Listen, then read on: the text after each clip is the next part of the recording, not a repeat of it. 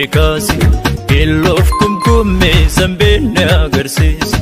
Duwwal qabannee yoo sirbine qeerroo Diina haguugi ittuu beesna yeelloo Abbaa biyyaa koo kottuu dhukkee kaasi Keelloof kumkummee sanbeenne agarsiisa Duwwal qabannee yoo sirbine qeerroo Diina haguugi ittuu beesna yeelloo Yooman abbaa qawwee gurbaan ilmi nyaatte tubaa Ilmaantuu dagaleef gorroo ta'ee mana dhaaba Gootummaan darbinee nutoo kan darberraa dhoollee Akkamitti ilmaaniif tola wanta abbaaf hin tolle Goota baddaa walal haatolii kaadingin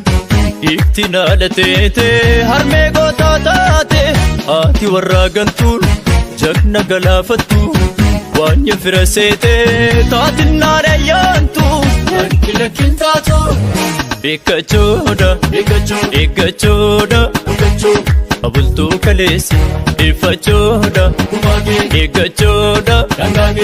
Hidhannoo jabeessi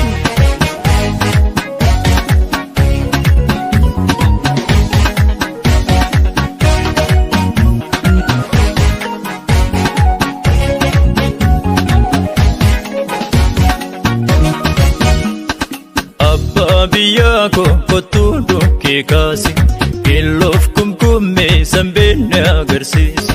Duwwal qabannee yoo sirbine qeerroo Diina haguugi ittuu beesna yeelloo Eeboof gaachana tokkummaan yoo qolanne diina Mirgaan yoo galle tulfaachaan kumkummee sirbee Gootonni ilmaan gubaa gadoon booreen isheensichi Dawaan ergargamee maarree maal sodaatu michi Aduu goobantetti malteen abbaa maltee Shaanfoo abbaa saati inna lagaalaate Saba sarbametti irruu hambaa guutu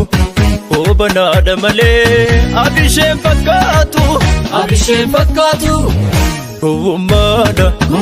gabrummaadha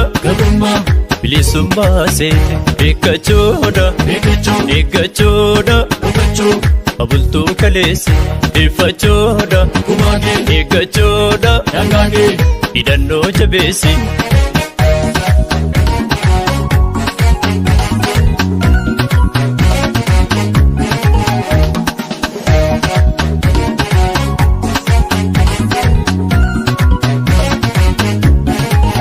Yajurroo koo qararoo odaa hin gaagurani Yakoomoo koo Oromoo jarroo nuufiin ilanii Deemsa lafti dukkanaa yoo qoree miilla lixxee Bariinaan buqqisu kaanuuf wal kan nama dhufte Yajurroo koo qararoo odaa hin gaagurani Yakoomoo koo Oromoo jarroo nuufiin ilanii Deemsa lafti dukkanaa yoo qoree miilla lixxee Bariinaan buqqisu kaanuuf wal kan nama dhufte Dhagan faarsu gana faarsa dulagoonni Naman faarsu nama nyaarsa malee diini Dhagan faarsu gana faarsa dulagoonni Naman faarsu nama nyaarsa malee diini Odaa jalatti dubbiin kan tolu Bokkuudhaan malee uleen hin bullu Odaa jalatti dubbiin kan tolu